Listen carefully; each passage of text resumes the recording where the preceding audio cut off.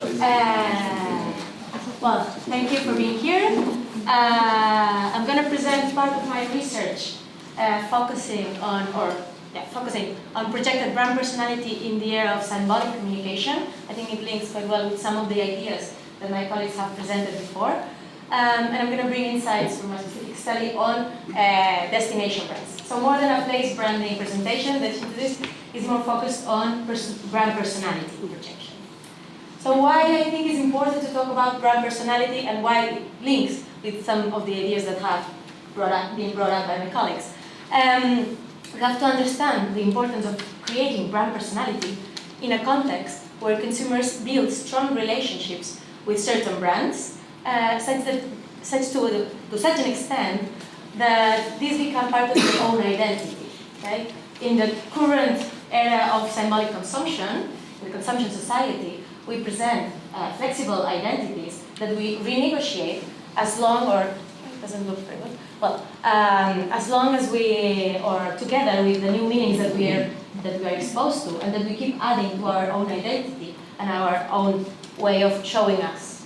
So, in line of what Blanca said earlier, that we should think what the brands can do for me, if I focus specifically on brand personality, I was thinking, then from the consumer's point of view, what they think is, okay, what can I become with my brand?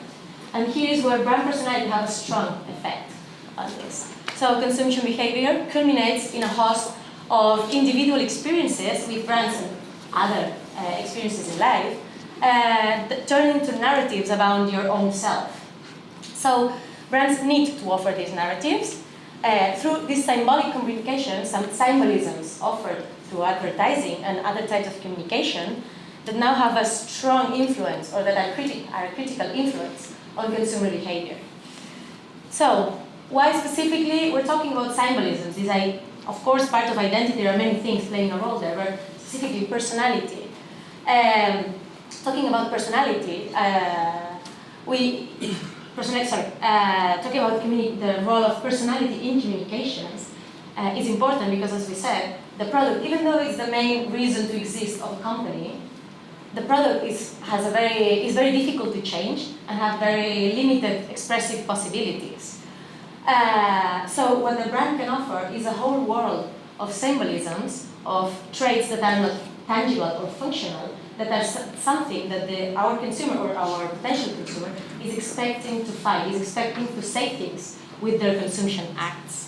So this is all studied through the self-congruity theory, which they have long been analyzing the effect that the specific personality, symbolic traits that are intangible and ephemeral have on the decision-making process of the consumers. So at the end of the day, we're going to select those brands that show a narrative that fits our own idea of ourselves, either real or ideal. That's another discussion. So I understand brand personality as the set of human characteristics that we somehow attach or link to the products we consume. And it has been proved by many research before that it has a strong effect on loyalty, brand equity, brand image, brand relationships. So there are things that marketers really aim for. So you see from the brand's point of view, they need to create these official messages that are strategically targeting this personality or these symbolic associations. But of course, they exert their power or their influence in a very complicated environment. We are not alone as a brand communicating to the world. We're surrounded by many messages. We have a lot of input, sometimes even fandom or our own consumers produce new messages that these keep our symbolisms or our world keep evolving. And sometimes, unluckily, we have to compensate for some of those that are not that aligned with our own strategies. So we do need, as brands, to be very certain that everything that we say is aligned or goes in a specific direction that we want to consolidate. So we need to create this tailored message that can make an effect on the consumer's perception, and we need to be aware and specific, because ambiguous messages or inconsistent saying things that are not quite aligned, they do make a negative effect on the inference of personality, and thus we lose an opportunity to make an impact or a difference on our consumer. I think that is also a little bit aligned with what Maria Luisa Mello was saying at the beginning, that you need to be consistent. So in brand personality, it was the same way. It is these symbolisms, specific symbolisms related to the brand, they need to be constant along the messages. So, any type of content, we're not thinking, or I would like to highlight that it's not only about our slogans that need to say our positioning. It's about all our communication. We're constantly providing new contents to our audiences through a wide range of channels, and they all need to walk the same direction. So the tonality, the vocabulary choice, phrasing, the use of metaphors, or the way we work with the discourse, that makes an effect makes an impact on personality inference. And so it's not only about what we say, but the way we say the things, they're going to make our personality proposition credible along time. So that leads me, that's a little bit the context where my research started, to the research question at the beginning of the study, are the brand-related statements and the information about the product, the characteristics of the attractions, are aligned? Because sometimes, what I said, we think about the slogan, about what this brand is, but then when we talk about the product or about other contents that are surrounded and they are linked with our brand, we forget about it. So the goal of my research is to identify the consistency between the brand personality projected through the official's website, specifically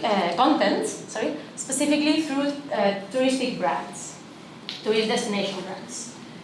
It is quite important, because important to me or interesting to apply or to test that on destination brands, because the characteristics of the product behind a brand affect significantly the credibility of specific proposition. If Huawei was not working in innovation, saying that Huawei is competent and cutting edge wouldn't be credible. They need to invest in the product. So it's really relevant to align these two messages. So the reality behind the brand makes the brand credible. This is a challenge, of course, is a major challenge for all the companies, but more than commercial companies, for destination brands, which has a really wide range of products they offer. I studied the official websites as a reflection of the destination offer, and also because from other research that we're also conducting here, we know that this is a primary goal for destination marketing organizations to really promote or endeavor to enhance this strategically oriented official communication. So I chose 4 cities, the ones that you could see here: London, Paris, Barcelona, and Amsterdam for this specific presentation, which are ones of in the top rankings every year of destination international arrivals. I analyzed their official websites with Envivo. I chose the homepage plus 2 levels in the hierarchy, deep in the hierarchy. That gives us a total of 323 pages analyzed. And I identified the different content units, different content propositions within each page to identify if they were talking or giving information about the product, specific characteristic of the product they're presenting, or directly to the brand. Paris is like this, or Barcelona, you feel free, something like this. So there were 4,369 content units, different content propositions. And most important, I identified within this content 2,897 personality traits. I'm going to explain now how I get here. So there was a huge volume of information and a very diverse type of content. Once I identified the different propositions, content propositions, how to look or how to identify which personality traits are they projecting. How are they positioning in terms of this symbolic communication? I built a personality thesaurus, kind of dictionary, based on the brand personality scale proposed by Acker, which identifies 5 dimensions of brand personality specifically, which are sophistication, ruggedness, sincerity, excitement, and competence.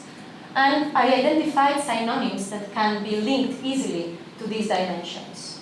That follows previous research also, pointing to the impact that using this type of vocabulary does in this personality inference.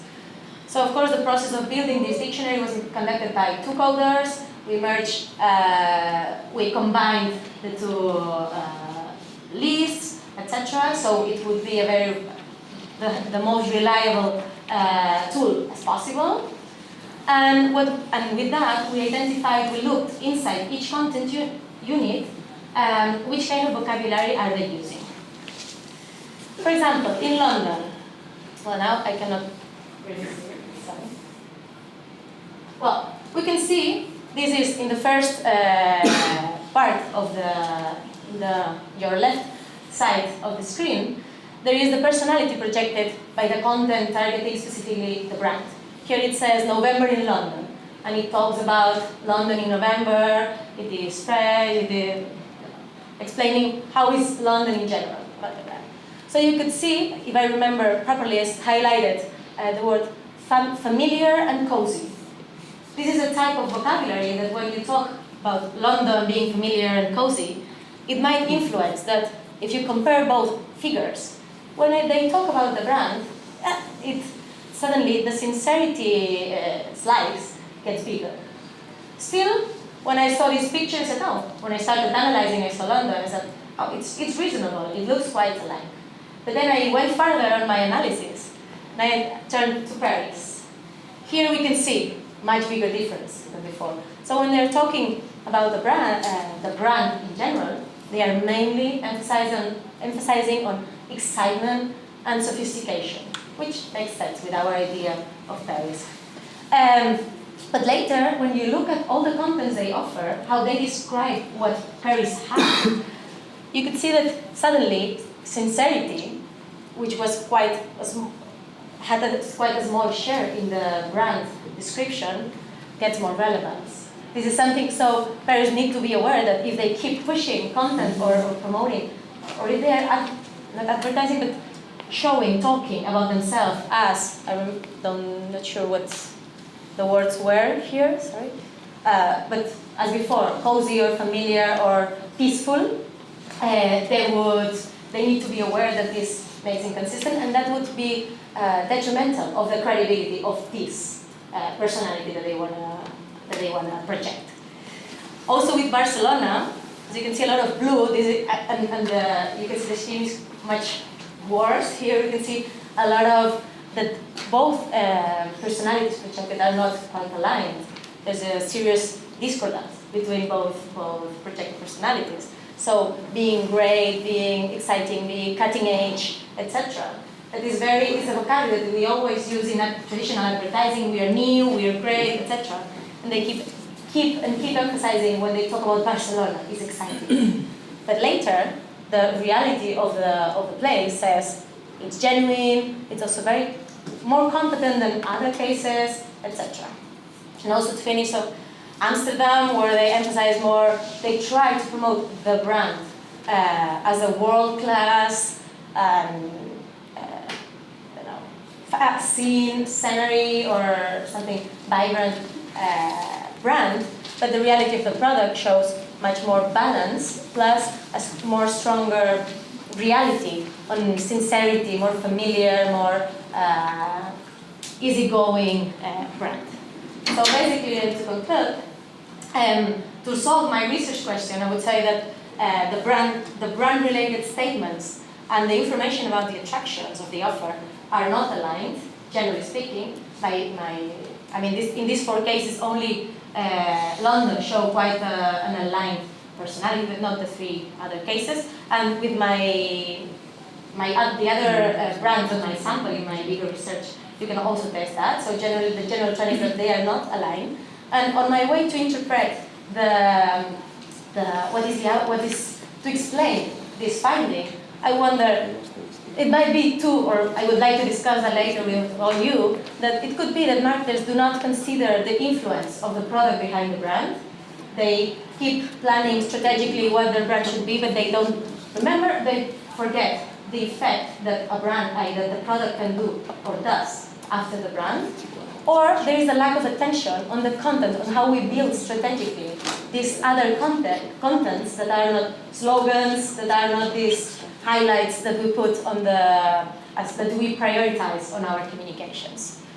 And of course, this is an issue because according to previous research on that topic, this creates ambiguous messages that makes it more difficult to really understand this consistent personality that later on I'm going to feel engaged with.